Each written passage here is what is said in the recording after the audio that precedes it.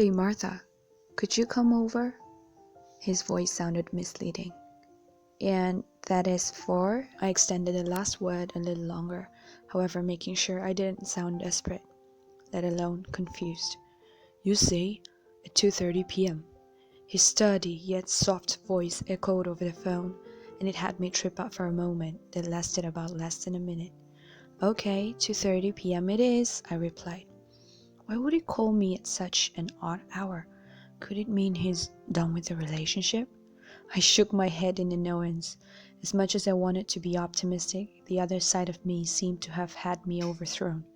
If probability theories were based on our own thinking, then I was sure mine would never give a value of 1, ever. The bee-stung ring finger that my right hand bore was throbbing, and I could almost sense its beat more than my own heartbeat. Meanwhile, my mind was busy trying to make myself think of all the positive things that the call could mean, all being none. Maybe as I walked through the hallway, he'd be seated on the stairs with a guitar and it'd start singing Yellow and play with the strings. And my heart seemed to have finally recovered a little positivity over there. The thought of him singing a song to me on a romantically rainy day, and that too at an unexpected meeting, made my stomach churn already, and without realizing, I found myself grabbing my strawberry lipstick along, just in case I got flattered, and I decided to kiss him in acknowledgement. I snapped myself at the thought of that.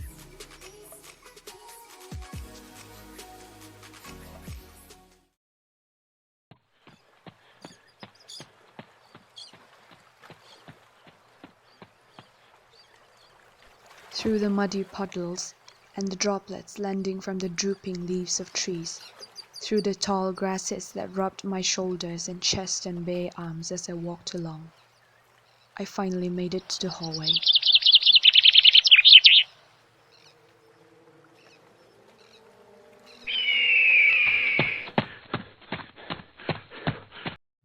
I could sense his dominance over the place.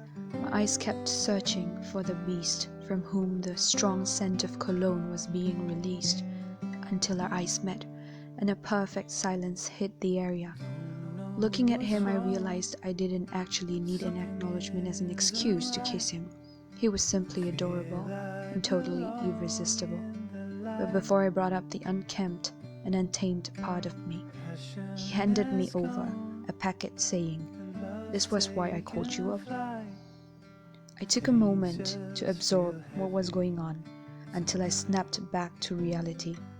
I slowly peeped into the packet, still hoping it wasn't a breakup letter, although my sixth sense knew it was too heavy to be a letter. "Oh, should I cry?" I asked him, like I didn't already have tears accumulated behind my dark lashes. My heart sunk when I saw those chocolates he had brought for me. For a moment, the bitchy part of me questioned if it was a returned favor for the homework I wrote for him that morning. But then again, it was sweet of him either way, despite his reasons of doing it, and the fact that it even crossed his mind was enough of a reason to take a bite from. For the first time, I was thankful I brought a lipstick along, because the last thing I knew, I had his lips locked between mine. Still there's a hole.